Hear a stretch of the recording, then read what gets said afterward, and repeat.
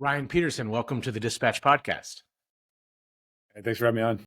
Ryan, I've been following you at least since COVID, and you have provided most of my insights into the world of logistics, which I think is pretty crucial at the moment.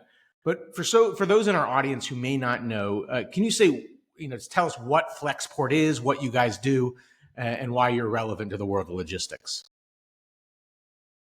So Flexport is a global logistics company built around modern technology stack, I guess is a simple way to say it. We help companies move cargo around the world. And the way that we use tech to do this is to coordinate with all the parties in the chain and give people much better visibility and control and ultimately data to make decisions, and then increasingly help them make those decisions for them with algorithms and AI to make it. These decisions can be how to load containers, to optimize, eliminate empty space, the best way to route them to save money, and all kinds of other things. How many units to buy, make that simple for people so they can run more efficient supply chains. We're now the third largest freight forwarding company in the United States, with ambitions to be number one in the next few years. Let's see. We might be gaining market share right now as the market shrinks, if we can hold on. So not the way we want to get to be number one. We want to get there through pure growth, but it is a market share driven game. Logistics is a very scale driven industry, and so our goal is to be number one in the world in terms of number of containers moved, amount of air freight moved, and ultimately the most customers. Well, obviously, logistics has become one of the top news stories since April 2nd, Liberation Day, as the president called it. But before we get to the tariff announcements, were your customers planning in any way before April 2nd? What was those discussions happening before they heard exactly what the tariffs were? What were they doing before that? And what was the logistic landscape before the president made his big speech on April 2nd? Yeah, of course. I mean, people are always planning for this. Tariffs have been high on China for a while. I mean, it went way higher, obviously, 5x in the last week. But ever since we've seen supply chain shifting, ever since Trump's first term, it really accelerated with people moving manufacturing to other countries. And then once he got reelected, people saw this was coming. And on January 20th or 21st, the day after he got nominated, he put out an executive order which did say that Liberation Day was coming on April 2nd. And then so people knew that there would be new rules on China coming out that day. So people knew for the last 2-3 months that this was coming, and they started really forward shifting inventory. It's too late at that point to shift your factory in time to a different country. But if you have multiple factories, they started putting more orders into the other factories instead of the ones in China. And then they started really shifting inventory in advance. So people are pretty well stocked right now. And that's part of why we've seen a big decline of ocean freight flows this week in bookings. Mm-hmm. It's not just because the tariffs are breaking business models, but also because people are well stocked. Did some, I remember during COVID, there was a lot of ideas with industrial real estate that they needed more space because they needed greater ability to have supply in case of a catastrophe like COVID. Has that helped in any way? Do people have larger supplies than, let's say, before COVID stored up? Only because of these last few months. No, COVID didn't have anything to do with that. No lessons were learned from COVID anywhere. Oh, that's interesting. By anybody, as far as I can tell, at any industry. Well, I remember during the moment because, I have my podcasting political world hat, and I have a real estate hat, and I had an industrial prop. I remember all the real estate firms were saying that this is going to change the industrial real estate landscape forever, where you're going to need all these big, technology sellers are going to need more space in case something like this happens in the future. And I guess what you're saying is that never really came to fruition. The problem is inventory, safety stocks. You don't need them, and they sit there looking ugly on your P&L and your balance sheet. You have cash tied up in inventory that's not just in case something happens, and that one in case might only happen every 10 years, and then nobody can sit there and stomach losses for 9.5 years until the one day when you need it. So it's a classic problem. Wall Street, all the CEOs in the world trained on the business school where they told you inventory is evil and balance sheet financial engineering, don't keep any extra stock, and they're kind of right. I mean, So it's a difficult thing to do. It's why, by the way, the asset owning business is always like this. So like the ocean carriers is the big assets in our industry, people that own the ships. And those guys lost money for 20 years before they printed $150 billion in 2 years. Mm-hmm. And during COVID. And during COVID, they made a ton of money. And Wall Street doesn't have the heart for that. So all these businesses are family owned people who just like owning ships and can stomach the losses for a long period of time. And then once in a while, they just make a ton of money. That's not like the profile that a public market investor can stomach. So April 2nd, the president gives this speech. What is your initial reaction when you're hearing and you're seeing what is going to be implemented?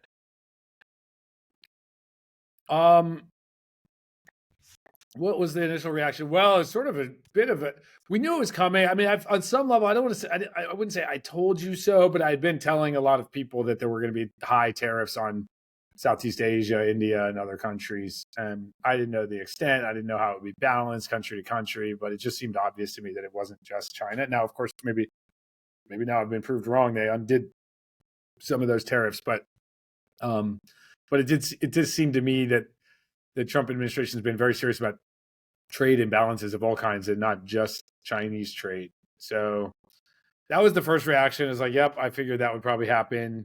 Second was, the extreme nature of the tariffs, I would call it, when it's gotten really extreme on China. I can't say I'm surprised. Nothing will surprise me at this point, but couldn't have predicted exactly how that would play out.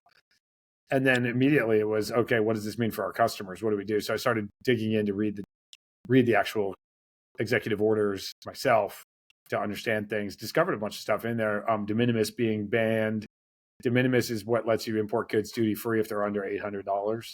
Does that end? Just to stop, is that end something like Sheen? Is that what happens to a company like that? Well, it won't end them as a company, but it'll end the ability to ship the goods duty free, and that starts on May 2nd. So we've got about 3 more weeks.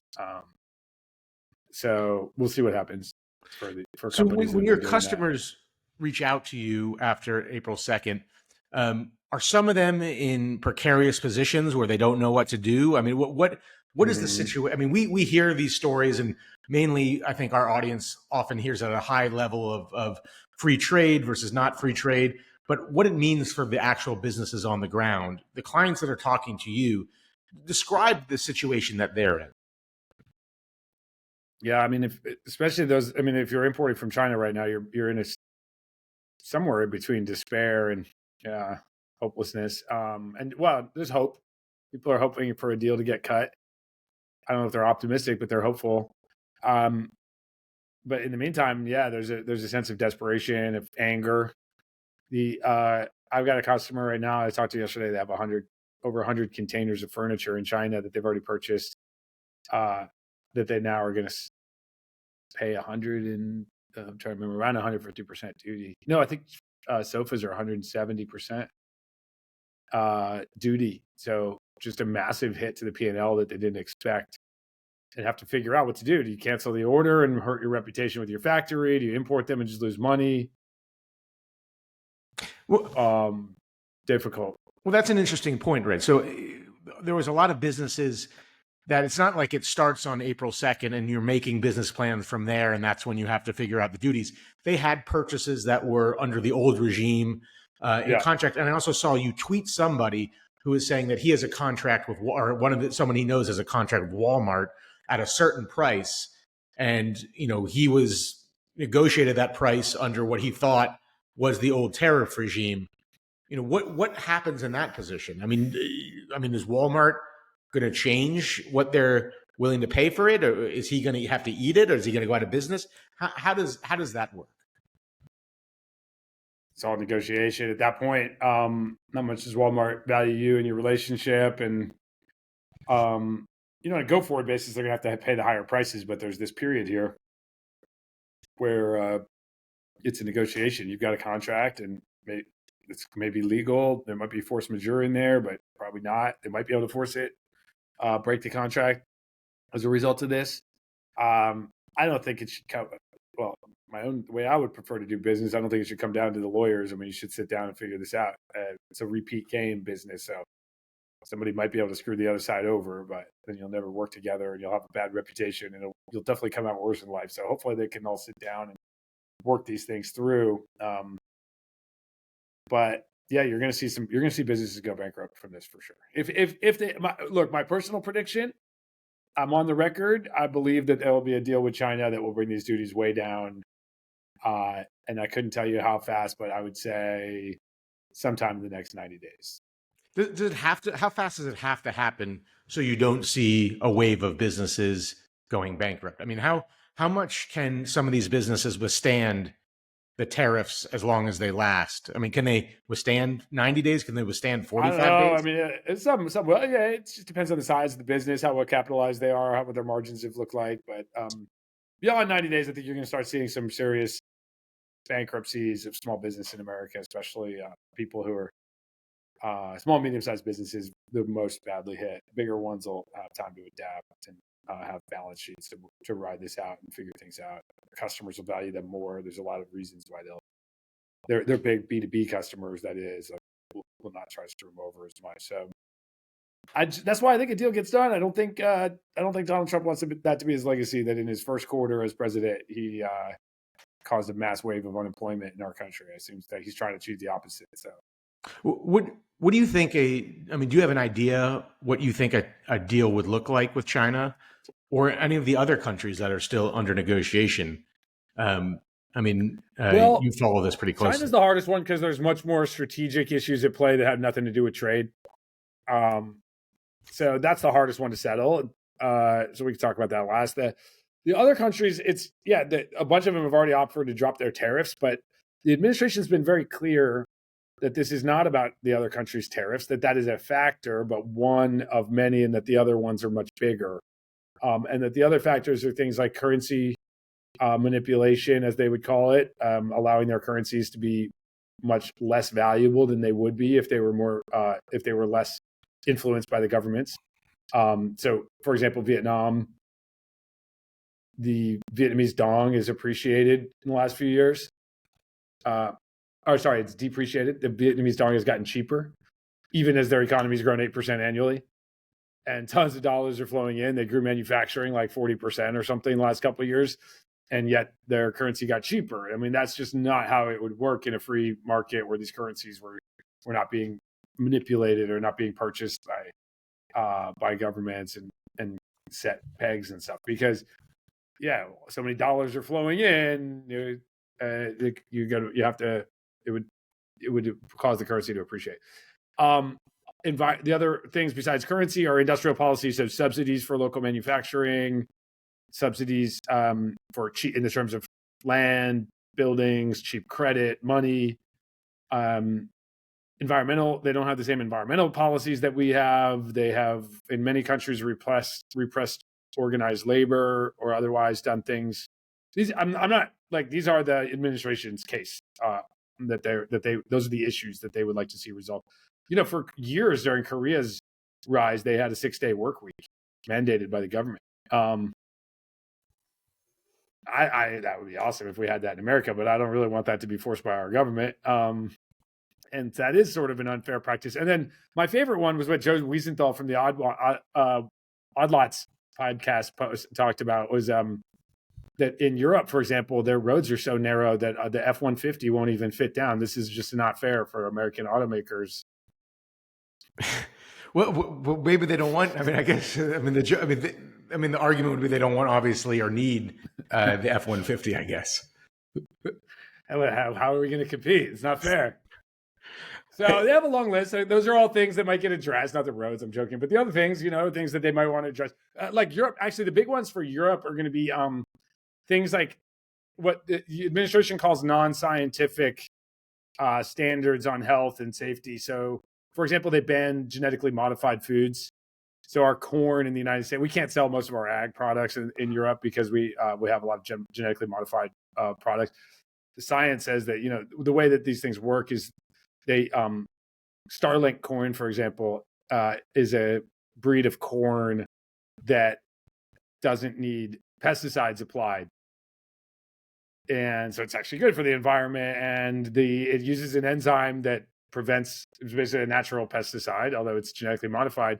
And that enzyme can't be digested by humans, so it's harmless, but Europeans ban it nonetheless.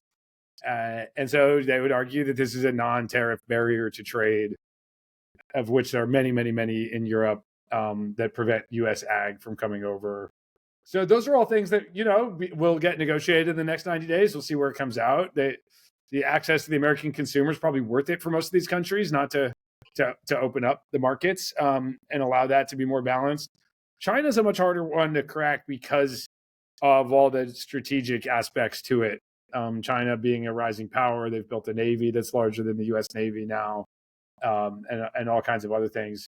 So, but a deal still, I mean, the current deal is just going to cause mass bankruptcies in the United States. So even if Trump would love to play the long game, our system only gives him 4 more years, 3.5 more years. So I'm not sure that he's ready to ride that out and ride through waves of bankruptcies and unemployment that could last his entire presidency in order to achieve his longer term ambitions, but on the strategic grounds and the economics and ultimately kind of cultural too. We'd like to see America become more of a nation of builders instead of financial engineers or whatever else we get going on right now. You mentioned Vietnam. I guess Xi will be traveling to Vietnam on the invitation of the Vietnamese government in the next week or so. Is there, I mean, as obviously the Americans consume more than other countries, is there an alternative for Vietnam to sell their goods? Is there, are they able to sell elsewhere, or do they have no choice to come to some sort of deal with the United States?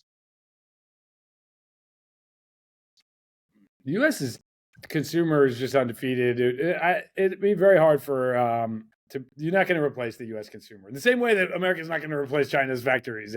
Vietnam's not a big enough country to replace all of Chinese factories. So the two seem pretty mutually dependent in that sense. There's no other market out there. So if they don't have access to the U.S. market, they're all just going to be a lot poorer.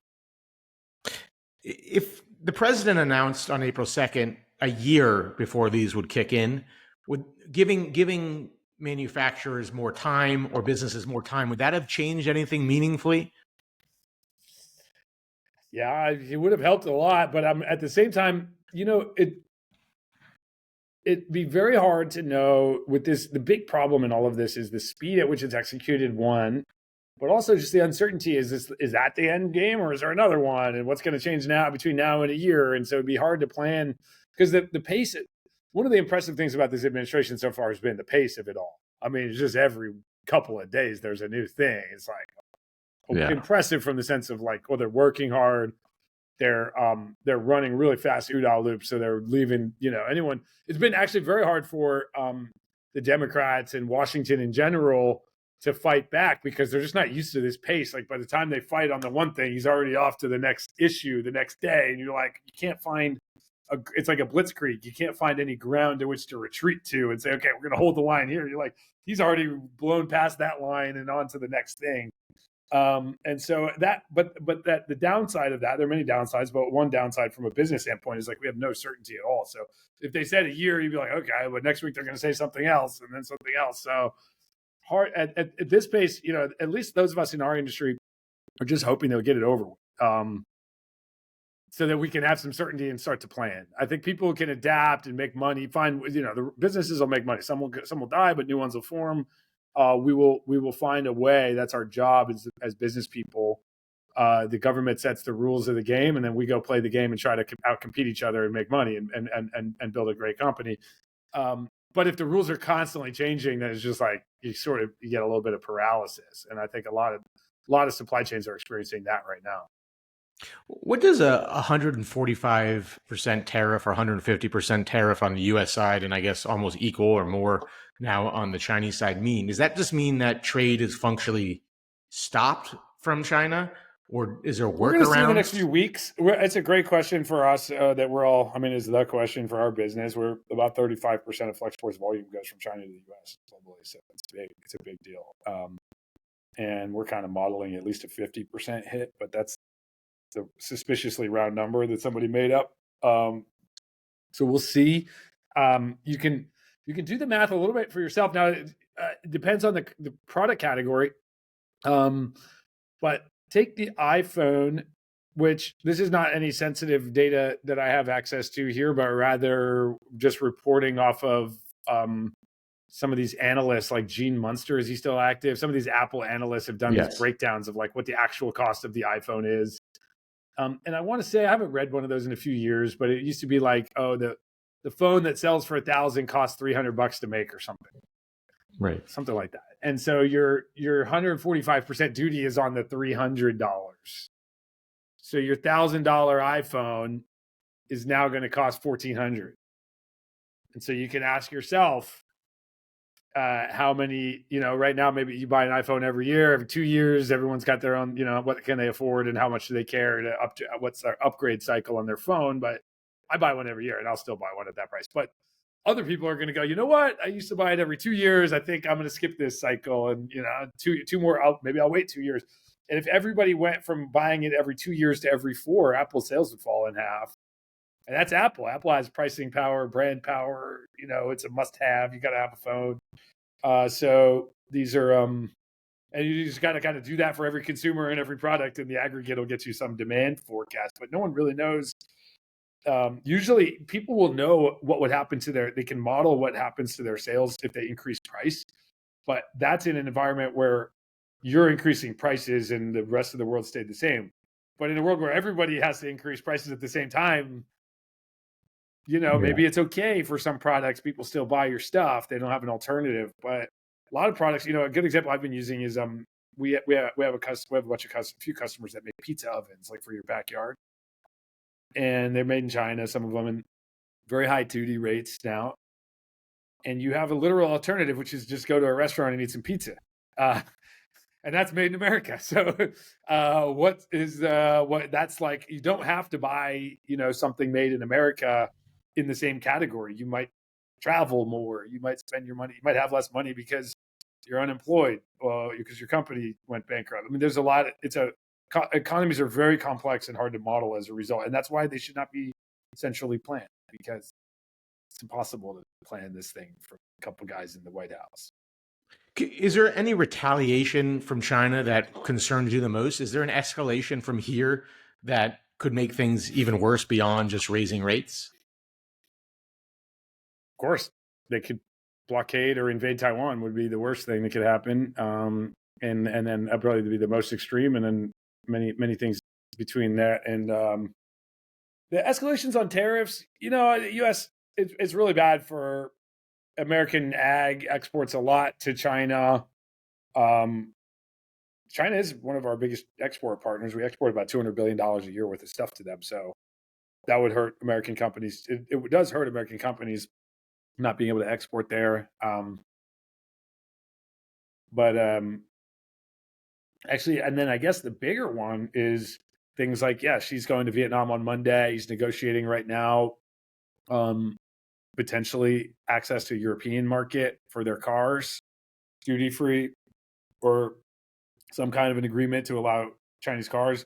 So if the U.S. sort of like lost reserve currency status, and if people stop trusting us as a partner, and China gains that upper hand there, that seems bad to me. I'd like to see a world where everybody's trading with everybody freely. That's the world I want to live in. But I'm selling my own book too. Tariffs and things are bad for Flexport. So you brought up a few issues I want to touch on.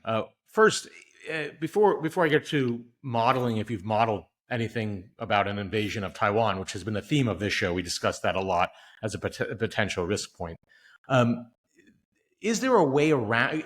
Has it been closed in this new April 2nd Liberation Day rules? Could someone ship something to a different country and then to the United States from China to a different country and then the United States? Would that avoid the tariff, or is there provisions to stop that? Well, no, because the country of origin is where the goods are made. So it doesn't matter if you ship it somewhere else first. You have to it's called substantial transformation. There's rules about what has to happen in terms of and they're a little probably too complex for this audience, but you have to substantially transform the product if you want to say it's no longer a Chinese good. And there's standards for what percent of the value has to come from the local country that you're claiming, et cetera. So That was the same as beforehand, and you will see probably more. I mean, maybe that's why she wants to go down to Vietnam and say, "Hey, can we set up a deal here where we export stuff to you guys, you transform it and ship it to the U.S." That already happens quite a bit. So that's not going to be an easy loophole. The easier one that has been going to go crazy is, people often say, "Oh, the importer pays the duty, so this is a tax on Americans, not a tax on China or somewhere else." Well, that's actually not true in the United States. In the United States, a foreign company can import goods into the United States without registering an entity or having any employees here. It's called a foreign importer of record. It's very, very common. Most of the goods on Amazon are imported by foreign companies into the U.S. that have no entity in the United States, and they are, and those companies, a lot of them are set up as shell companies and then they can just cheat and lie about the value of the goods. And if customs busts them, they just disappear. And then another shell company will appear magically importing the same goods.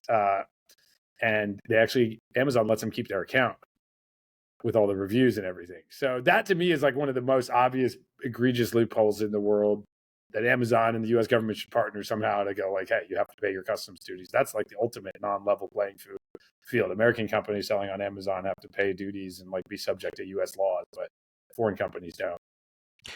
You mentioned obviously the ultimate escalation would be China to either embargo Taiwan or take over Taiwan.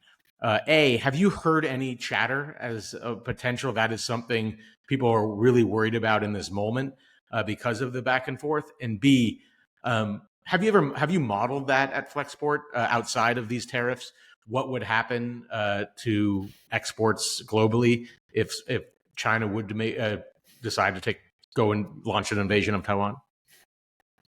We chatter, I'm not privy to anything that you don't, you see the same chatter that I do. I think a lot of people are concerned about it. I don't have any inside view of what's likely to happen there.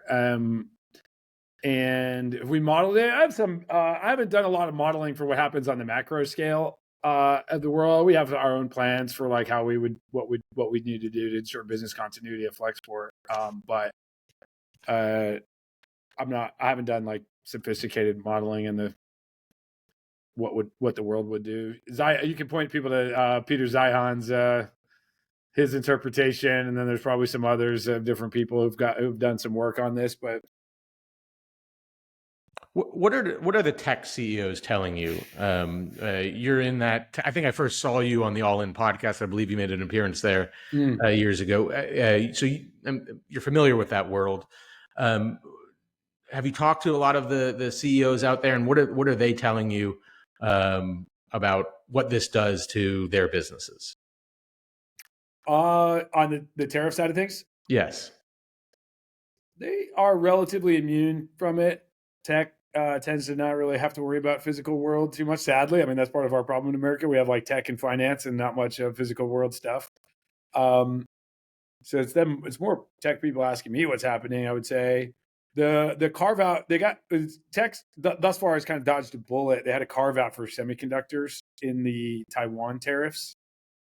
And but it's kind of interesting because earlier in his administration, Trump did say they were going to tax the chips from Taiwan. So people are taking that carve out to mean maybe David Sachs and his crew in the AI czar are winning because America's trying to win the AI war. And if you're going to tax chips, like probably not going to happen.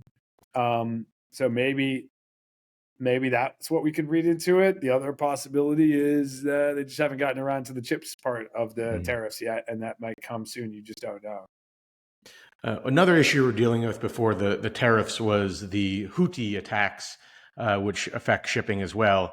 Has that changed at all? Have the strikes from America stopped those? Have people begun going through near Yemen again, or are they still rerouting all around the Cape of Africa? Yeah, so the Houthis are it's the government of Yemen now. They took it over and backed. It seems to be everyone says they're a proxy group for Iran, sort of a terrorist group, and been attacking ships since October of 23, so a year and a half now.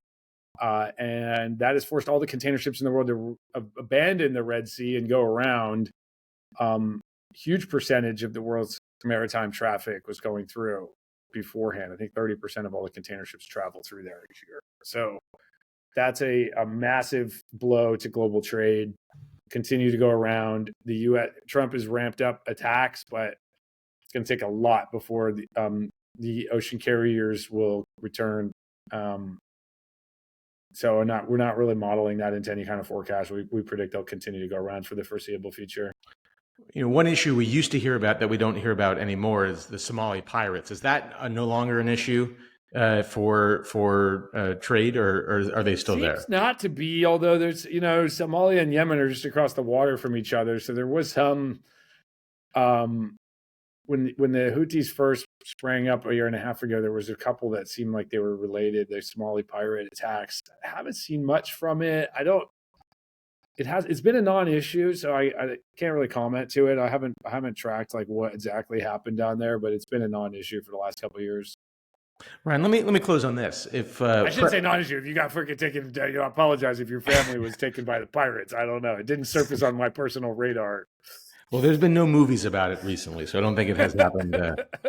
Let me close on this, Ryan.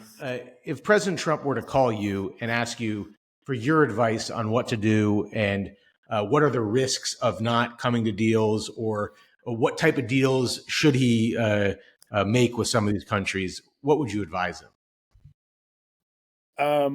Well, it'd be difficult because I'd be very much trying to sell what's good for Flexport as my first priority, and I'd probably have to tell him that right away. It's like, here's, and I think you always want to look at when someone argues against their own interests is probably the areas that you should listen to them the most. And that's hard for me to do in this particular domain. I do think that the foreign importer of record is one that I would just immediately work on. I'm not sure if he can do it with an executive order or if it requires an act of Congress. I'm not a lawyer enough to understand that, but that seems like an obvious loophole that he should be all over. Than not allowing foreign companies to just skirt the customs laws and pay duties. Somehow someone needs to put that on his desk because he should fix that. The other things, like he's not going to listen to me on tariffs. That's his whole thing is tariffing. He says the most beautiful word in the English language. So I don't know why he'd listen to the guy who gets hurt by tariffs. But I think they have some noble goals. I think the shipbuilding one is another thing that's pretty misguided. They're trying, like a lot of what they're doing is noble outcome that they're pursuing, but it's kind of central planning that's likely to fail. And the shipbuilding one is the worst of these, where in that regard, where they're going to ban, they're going to require that U.S. exports travel on a ship made in China, made in the United States. At least 15% of U.S. exports will have to go on a U.S. made ship crewed by American citizens. And that sounds good. They want to promote American-made shipbuilding, but they're doing it by punishing our exporters. And like, if you're trying to promote industrialization, punishing exporters is like the dumbest idea you could do. So there's a couple of rules that they've got in the pipeline that just make no sense to my view. And in general, if you're trying to reindustrialize, you need to promote exports. Because if all you do is protect your imports, protect your domestic producers from imports, then yeah, you might be able to make some companies that are successful, but if nobody wants to buy their products internationally, that their products are not competitive, that the companies that you're making are not competitive, and pretty soon you'll find out that you've just punished Americans they're forcing them to buy inferior products. And the Jones Act that protected American shipping. So Jones Act says that ships that travel between domestic ports, so carrying cargo between two ports in the United States, have to be made in America and crewed by Americans. And that, what is these ships? This is going from California to Hawaii and Alaska, from the mainland down to Puerto Rico. Those ships have to be made in America and crewed by Americans. And well, first of all, those people of those overseas territories and states really suffer. They pay way more it's part of why Hawaii is so expensive. Everything has to get shipped there on a Jones Act ship, and it costs 20 times more to ship something to Hawaii than it does to ship it to China, even though China's further if you look at the map. So number one, and number two, it did not actually protect American shipbuilding. We didn't make a single container ship last year. We're not going to make any container ships this year. So it just doesn't work, you know. And the ships that we do make are 20 times more expensive than the rivals from Korea, Japan, and China. So it's just like a failed policy. And now they're talking about, let's do this for every industry. Like, you can't buy stuff from overseas. You got to buy it from an American company. But what if the American company sucks? Then, you know, you just suffer. Your American consumers are going to suffer. Now, the way to prove that the American company doesn't suck is to have them export their products, and people in other countries want to buy their stuff. If nobody buys it, it's probably not the best, and so you're failing. So how do you make sure that as you do this, all companies are actually exporting, so you can prove that American companies are competitive and successful? That's the bar that you need to clear to prove that this is working. With that, Ryan Peterson, thank you for joining the Dispatch podcast. My pleasure.